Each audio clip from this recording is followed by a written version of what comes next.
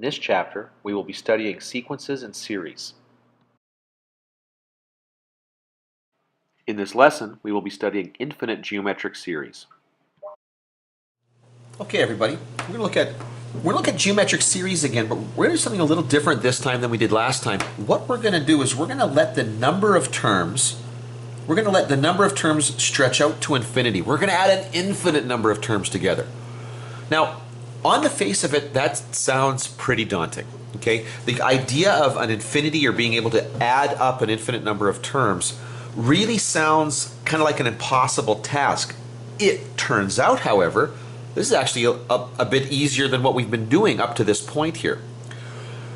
But it relies on you understanding something, a fairly simple idea, or even maybe that's not the word to use, I should say maybe believing something that's actually pretty straightforward. I'm going to kind of build you up to that idea here. Let's take a look at this geometric series right here. Let's say we've got a half, and we're going to add a quarter, we're going to add an eighth, and so on.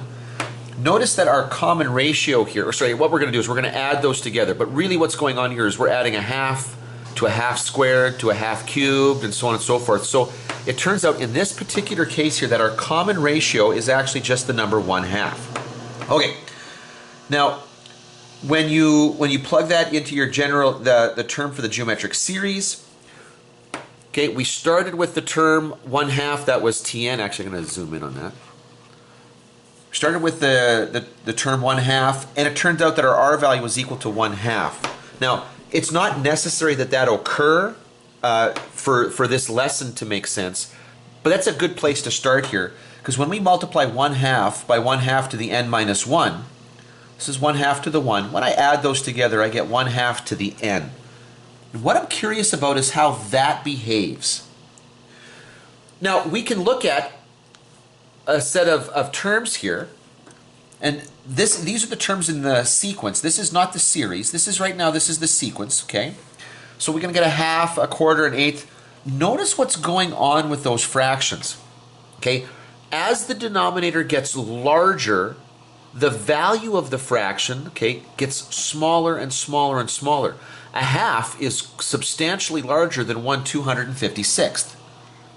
So the piece that we're adding is getting smaller and smaller. That's a really important point here. That only occurs, okay, so the pieces get smaller, okay, the pieces get smaller only if the r value is less than 1. Okay, or conversely, we should say it could be bigger than -1. And just so long as the r value is in between -1 and 1, then what happens is these pieces that we're adding together get smaller and smaller and smaller. If r is equal to 1, then the pieces stay the same, and when you start to add those up, eventually you're going to get this infinitely large number. It's just going to grow out of control. If r is bigger than 1, again, the pieces get larger, and when you add those all together, your answer is going to get larger and larger out of control. Okay? But what happens if the pieces get smaller? And that has been a question for a long time. There was a famous philosopher called Zeno, okay, a long time ago, and he looked at sequences sort of like this, and his assumption was, look, it doesn't matter that they're getting smaller. The fact is, if we let that little ... go off to infinity, we are going to be adding an infinite number of little chunks together. It doesn't matter that they're small. The fact is there's an infinite number of them, and he assumed that meant that the sum was automatically infinity. So it didn't matter what was going on here. It didn't matter that r was making things smaller or larger. You add them all together, it's got to go to infinity. But I want to show you something here. I want to show you a little illustration as to why he's wrong. Let's just say that I had a square here that had a side of 1, 1. Now, if I cut it like that, I hope you see that right there, what I've drawn is a half. I've shaded in a half. Now, I'm going to now cut this in half. Now that half cut in half, it's going to be a quarter, and I'm going to shade that too, so it's going to be half of a half. There's my quarter. Now I'm going to take this part right here. This is a quarter. I'm going to cut that in half. This is going to be an eighth. Now I'm going to cut that remaining eighth in half, that'll be a 16th. Okay, I'm going to cut the remaining one in half, that's a 32nd, and hopefully you can see where I'm going with this by now. I can keep cutting these little leftover pieces in half. Whoops, I can do that infinitely. Now, I will never essentially, okay, I should say it like this. If at any point in time I stop, okay, if I'm not accelerating by doing this faster and faster and faster and faster, if at any point I stop, I haven't finished the whole thing off. But if it was possible for me to do this an infinite number of times in a finite amount of time, you would notice that eventually this would add up, and all I would have done is shaded in this whole thing. So all of these fractions, when they add together, actually just get you a finite sum, not even a big finite sum. It's just the number 1. Okay, that is an extraordinary outcome.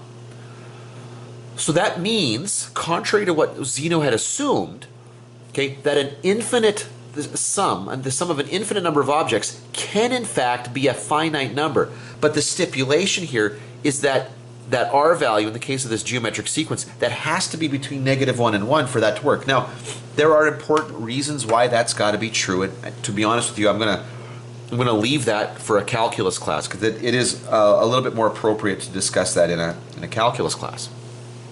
So now, take a look at this. If we have a sequence that looks like this, 8 plus 4 plus 2 plus 1 plus, and then a half and a quarter and so on. Oh, is that ever interesting? Now, I have already got a sense of where that's going. I know that, sorry, not the one. The half plus the quarter plus so on and so forth. I already have a sense that if that goes off to infinity, I'm going to get a 1 there. So what's 8 plus 4? Well, it's 12. Plus 2 is 14. Plus 1 is 15. Plus all of this together is also going to give me a 1. The answer is 16. And actually, if you go through it and follow and just keep adding those terms, this is what my colleague has done for us already. She's done all of this. You'll notice that, yeah. And in fact, by the time you get up to the 25th term, the computer is just rounding it to 16. And so on and so forth. And it doesn't change. The reason why we go up to the 1000th term is to give you a sense that it doesn't really matter how many terms you add to that. It's not going beyond 16. It's always averaging to 16 or rounding to 16. Okay, so therefore the series above is approaching a finite number. Now, if you've got a series approaching a finite number, okay, and those are the key words, a finite number, a single finite number, then we call that convergent. That's just the word for it. That is going to occur. The series is convergent when the common ratio r is between -1 and 1. Now, again, not or equal to -1 or 1. Between -1 and 1. So another way to write that, if you think back to the absolute value chapter, if you've gone through that, this will make sense here. If the absolute value of r is some value less than 1, then we know that r has got to be between -1 and 1, and that works as well. Now, I'm going to show you what the formula is in just a second, but I want to show you first of all where it comes from. Let's take Sn. This is our the sum of a finite geometric sequence. It's going to be T1 multiplied by r to the n minus 1 over r minus 1. Now, what's going on here is we're letting n become infinitely large. Now, in my formula here, the only place that n shows up is right there. This is the only thing that can be affected by that term going off to infinity. So what's actually going on here? If you've got a half raised to the power of infinity, what's going on? Let's go back up to this. This is why I love this little sequence of terms here. This is a half squared, half cubed, half to the fourth, half to the fifth, half to the sixth, and so on. Every time I increase the power, what happens to the value of that term? Well, it gets smaller and smaller. In fact, it gets so small that at some point here, it's almost indiscernibly close to 0. And yet it continues to get smaller and smaller. So if you do this an infinite number of times, okay, this little bit here becomes essentially 0. So this really becomes just T1 multiplied by -1 over r minus 1. And now normally we would move that negative down, and so we would get T1 over 1 minus r. And actually that is the formula that we're going to use. An infinite sum is equal to the first term divided by 1 minus r, as long as r is between -1 and 1. And this is an incredibly important result in math. Okay, in fact, I cannot overstate how powerful, how useful this result is in a lot of different branches of mathematics. Okay, it might be hard for you to kind of appreciate that at this point here, but it's coming. Just recently I had done some work on my master's. In my spare time I've been doing some work on complex analysis. All that to say is that this particular little formula here keeps popping up. It's like when you learned the Pythagorean theorem and now all of a sudden you see it all the time. Okay? After you learn the quadratic formula, you see it all the time. Now, this formula here pops up in several branches of mathematics. It's just that kind of thing here. Anyway, really cool. Now, let's take a look at something else though. What if, on the other hand, you've got a sequence that goes 4 plus 8 plus 16 plus 32? Again, this is a geometric sequence. My common ratio is 2. Okay. I start at 4. Now, we're going to take a quick look at what happens to my formula for the geometric sequence here. So Tn is going to equal T1 times r to the n minus 1. So that's 4 times 2 to the n minus 1. But I'm going to simplify that a little bit. I'm going to make 4 2 squared.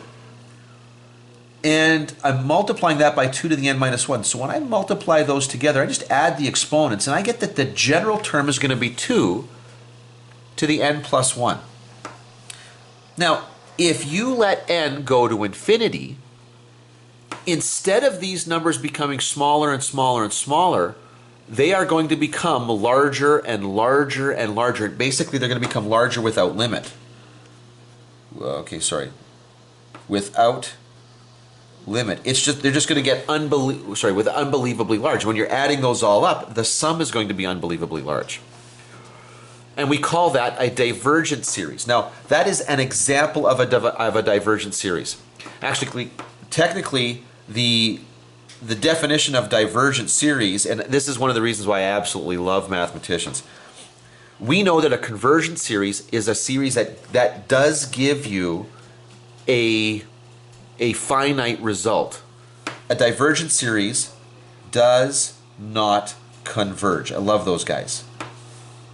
Obviously, there it is. If it's divergent, that must mean it doesn't converge.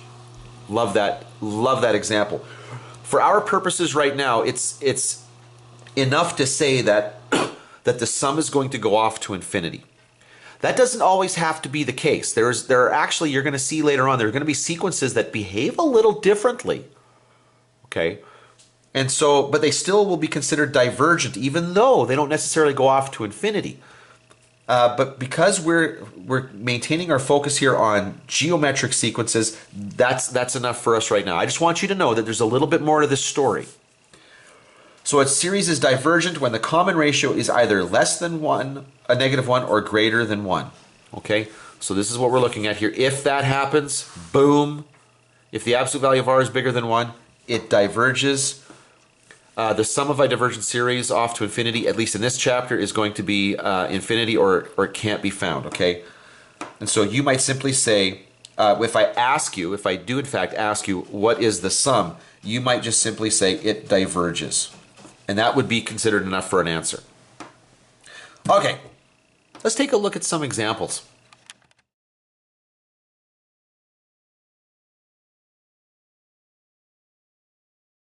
All right, everybody, let's take a look at some examples here. And so the first question says, just identify each sequence as convergent or divergent. Actually, sorry, and that should say series. Okay, identify each series as convergent or divergent. And if it's convergent, boink. If it's convergent, we're going to find its sum. Okay, so R, in this particular case here, because remember that R is the key point here. If R is between negative 1 and 1, we know it's going to converge. If it's outside of that interval, it's going to diverge. So this will be 1/3 divided by 1, that's 1/3. Hey, okay, that's all I needed. R is less than 1 and bigger than -1, so therefore this is going to converge. So my infinite sum, and if it is an infinite sum, I'm not going to put an n there. I'm just going to leave that blank here. That's going to be t1 over 1 minus r. Okay, so that's going to be 1 over, well, 1 minus a third is 2/3. And then when I have 1 divided by a fraction, that's really 1 multiplied by the reciprocal. This is actually going to be 3/2. That's my infinite sum. If I was to take all of those terms, all that infinite terms, and add those together, I would get 3/2. Man, I'm just always amazed that we are able to do that. To take something as conceptually confusing as an infinity and yet almost immediately come up with an answer for that sum. That's just incredible. Over here.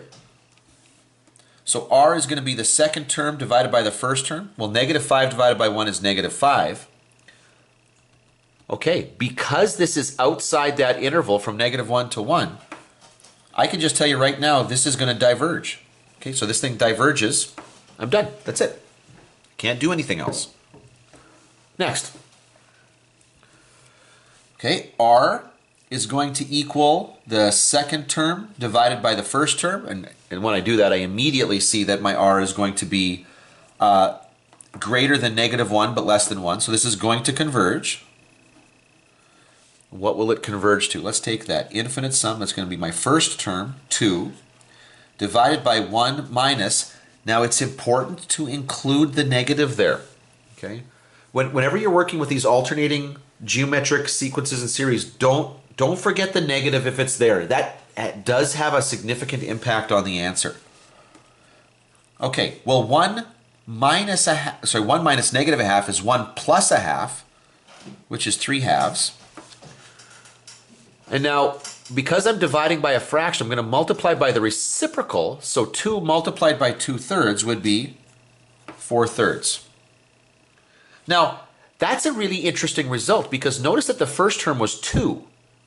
Well, 4/3 is less than 2. The reason why that's the case is because this is an alternating sequence. I took 2, I subtracted 1, added a half, subtracted a quarter. Okay? And so what happens here is we start with a value here, here, and basically it's like we're adding to it, subtracting from it, adding to it, subtracting from it. And so eventually we're going to get this sum that's partway in between. It's a really neat result, but you don't get it if you don't include that negative on the r. Let's look at another one. So here we read that the sum of an infinite series is 12.5. So we know S is equal to 12.5 already. That's given to us. If the ratio is 1/5, find T1. Find the first term. Okay, this is just formula work. S is equal to T1 over 1 minus R. So 12.5 is going to equal T1 over 1 minus 1/5. Okay, well, 12.5 is going to equal T1 over, well, 1 minus 1/5 is going to be 4/5. And now to get T1, all I got to do is multiply 12.5, multiply that by 4/5. Essentially, I'm going to multiply both sides by 4/5 to get that out of there. And when you do that, okay, and I just did that on my calculator over here, I'm going to get that the first term was equal to 10. Well, there you go. It's an easy formula to work with, a really nice formula. This course is neat this way because we've been building and building and building, and then one of the very last things we look at, actually, it gets nicer. All of a sudden, this is a less intense formula to be working with. Number 3. The first term of a geometric series is 2. Okay, so T1 is equal to 2. That's good to know. And its sum to infinity is 4. Okay, so S is equal to 4. And we just want to find, the common ratio. Okay, well, that's straightforward enough. S is equal to T1 over 1 minus R. I know that my sum is 4, and I know that my first term is 2. Now, when I see something like this, my gut instinct is to multiply both sides by 1 minus R. So I get 4 multiplied by 1 minus R is equal to 2. Okay, just like we did in that chapter on rationals where we multiplied by the denominator. Now, I could do one of two things here. very likely, I think a lot of people would multiply that 4 through. You don't actually have to do it that way, but you can. Then bring the 4 over, so negative 4r is going to equal, well, subtract 4 from both sides, negative 2. And now I'm going to divide by negative 4, and I get that r is equal to 1/2. And there we are. There's my r. Wonderful. Okay, well, this has got to be a good question. Look at all the x's showing up in here. That's awesome. So the infinite series is given by 1 plus 3x plus 9x squared plus 27x cubed and so on. Okay. And it has a sum of 4. Okay, so I know s is equal to 4. What is the value of x? Oh, that's a great question. Okay, well, I know t1 is equal to 1 because I can see it right there. I know that r is going to be the second term divided by the first term, so r is 3x. Now, it's very common, and in fact, a question like this is anticipating a certain reaction from students. Okay, the reaction that we're kind of anticipating it is, you're going to look at this and say, well, wait a minute, how can I answer this question? I don't know what r is. I can't tell you what x is. I don't know what r is. Yeah, that's the point. That's what we got to do here. What I want you to do is I want you to approach this problem as if you're looking for r. Okay? Now, I now have this expression for r, 3x. So what I'm going to do is I'm going to use this infinite series formula, and I'm just going to plug in the pieces, and I'm just going to move ahead with this in spite of the fact that I don't have a nice clean variable for that. So s is equal to t1 over 1 minus r. I know that my sum is 4, and I know that my t1 is 1, and r is 3x. Okay? Don't get thrown off by that 3x. Just, that's where r goes. That's what I know r is. That's what I got to do. So just like in the previous question where I multiplied by that denominator, I'm going to do the same thing. 4 multiplied by 1 minus 3x equals 1. I would distribute the 4 through. Subtract 4 from both sides. That's going to be negative 3. And now I'm going to divide by negative 12. And when I do that, I'm going to get positive 1/4. That's the value of x that I'm looking for. Awesome. Now, bear in mind here, r, if you bring that negative over, r would have been, I could have figured out what r was. Actually, I can figure out what r is right now. I can plug that 1/4 back in and just get 3/4. Okay? But what I solved for, if I had solved for 3x, that would have been exactly the same sort of work that I did up here when I was solving for r. It's just because that r was replaced by the expression 3x, there was this one little bit left over that I had to do. Great problem. For what values of x will the series 2 plus 4x plus 8x squared plus blah, blah, blah be convergent? Oh, interesting question. Now I gotta go back, I gotta think back in my memory, well, what does it mean to be convergent? Convergent means I've got a finite sum. A finite sum as a result. I know that only occurs if r is between -1 and 1. Okay. So then what I need out of this is r. Okay, it's a little bit ugly here because I've got these variables in there again, but I know that I can get r by taking the second term and dividing it by the first term. Okay, well, what do I get? Well, 4x divided by 2 is just going to be 2x. Okay, well, that's not great. That's not awesome, but the question was asking me for the value of x, so, okay, there it is. So now, what I know from this is that -1 has to be less than 2x, which has to be less than 1. Now I've got kind of a running expression here, okay? I've got the two inequality symbols. But you know what I can do here? I can divide everything by 2. As long as I do it to everything, as long as I divide every term here by 2 in this little sequence here of expressions, and I'm using the word sequence in a slightly different context here, this little string of characters here, if I divide everything by 2, I'll get -1/2 x and 1/2. Now, and because I'm dividing by +2, the signs don't change. So therefore, as long as x is between -1/2 and 1/2, that's what's going to cause this sequence to be convergent. That's another great question. Love it. Let's do a few more. Find the infinite sum of the series. Okay, now this question right here, we're throwing in radicals. Don't want you to get thrown off by that. Don't want you being upset by that at all. Let's just go through and do this. I know that my first term here is going to be 3. I know that my r value, I will be able to find that if I take the second term and divide that by my first term. Okay. Now, this is where I might be left here. I know that in order for this to be convergent, that's got to be less than 1 but greater than -1. Now, when you look at that, there might be a few of you out here that aren't quite sure whether that is actually in that category. Now, it turns out it is. This is smaller than 1 here. But if you're not sure about that, what you could do is you could look at another way of finding this, because it shouldn't matter which 2 terms in a row that I use here. Let's try the third term and the second term. So 1 over the second term. Well, okay, right there. I'm dividing 1 by √3. Okay, and I know that √3 is bigger than 1. It has to be bigger than 1. So I know that this number right here, this r value, must in fact be less than 1. Now, if you're still not sure about that, you could just plug this into your calculator and just verify that that number is in fact less than 1. So I know this is going to converge. Okay, so I can't get all lazy here and just say, haha, diverges and I'm done. I'm actually going to have to do some work here. So my infinite sum is going to be 3 over 1 minus, now I'm going to use this version of it that I found, so √3 over 3. Okay, so now I'm going to turn that 1 down there into a fraction that's got a common denominator, so 3 over 3 minus √3 over 3.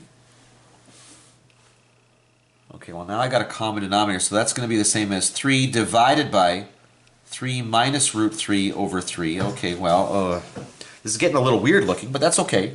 I'm dividing this number by a fraction. It's kind of an ugly fraction, but it's a fraction, so I'm going to multiply by the reciprocal, so 3 multiplied by 3 divided by 3 minus √3. Whoops. Okay, I know that's a little distasteful here, but again, just to reiterate what I did here, all I've done from here to here is I wrote 1 as a fraction with a common denominator. Then, because the denominators were common, I just said 3 minus √3. They're not like terms, so I can't actually do anything with that. I just put them together as one fraction, and now I'm multiplying by the reciprocal. 3 times 3 is going to be 9, so this is going to end up looking like 9 divided by 3 minus √3. And maybe that's enough. Maybe that's as far as I got to go. But you guys know, because you're working in this course here, that very likely I'm going to expect you at this point to rationalize that denominator. And even though none of you are here, I can still sort of sense a number of you groaning at that particular suggestion. So here we go. 9 multiplied by 3 plus √3. I'm not going to expand that out right now, not the numerator. I'm going to worry about the denominator. That's going to be 9 minus 3. So 9 multiplied by 3 plus √3. This is going to be over 6. Oops, can't see that. This 3 plus √3 I can't do much with right now, but I can deal with the coefficients here. 9 and 6 both have a common 3 in them. So that's going to be 3 multiplied by 3 plus √3 over 2. And actually that might be where I leave my answer. Okay, 3 multiplied by 3 plus √3 over 2. Looks like a good place to leave that here. Now you might expand that out if you wanted. Like you could write that as, for example, 9 plus 3 √3 over 2. But that is about as good as that's going to get. Fabulous. Let's do another one.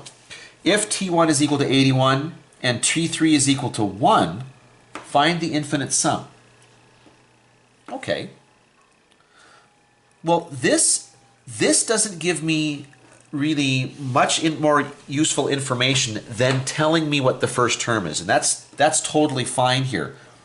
But this does give me a little bit more information because the nth term, remember, is going to be t1 multiplied by r to the n minus 1. Well, I know, okay, because of that formula, I know that t1 is 81. I know that. I'm looking for the third term, so I know that the exponent on r is going to be 3 minus 1. Okay. And I know that the third term, sorry, I don't even have to write t3 there. I know that that's equal to 1. So I'm going to divide by 81. And that's going to be, 3 minus 1 is going to be 2 here. So now, if I take the square root of both sides, I'm going to get 1/9. Awesome. However, that's wrong.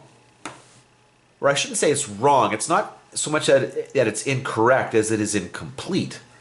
When you take, when you deal with an even power like that by taking a root, that should be plus or minus 1/9. Now, is that going to make a difference? Yeah, it is. Okay?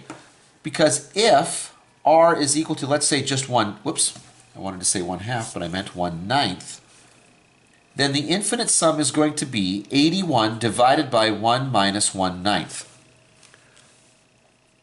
81 over 1 minus a ninth is going to be 8/9.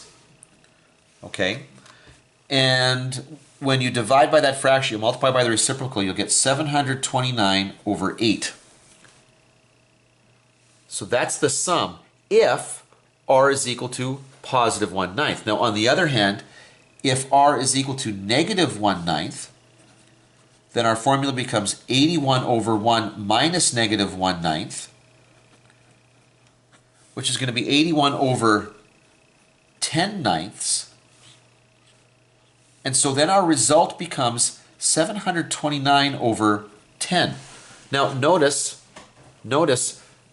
that when the r value is negative, my answer is slightly smaller than when it was positive. That actually makes sense because when it's negative, every alternate term is going to be negative, which means although for example, I added the first term, I subtracted the second term, added the third term, subtracted the fourth term. And that's what this is telling me. And that's why my overall result is going to be slightly smaller here than it is when the r value is positive. So there are two possible results there. Would you need to find both of those? Yes. All right, one more. The sum of the infinite geometric series, and this one is pretty general here, just m plus m squared plus, okay, blah, blah, blah. Before I even read on here, I know that my first term is m, and I can see immediately that my r value is also m. Okay? Now we're told that the sum of the infinite series is 4m. Okay, so 4m is not the last term. It's the sum that's 4m.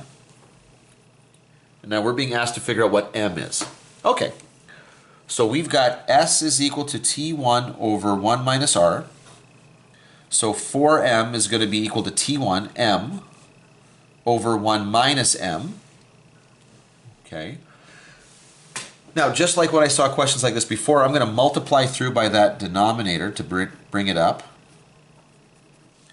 Now I'm going to multiply through, so 4m minus 4m squared is equal to m. Oh, look at that. Look how that quadratic just keeps popping up everywhere. So 4m squared, we're going to bring that over, minus 3m.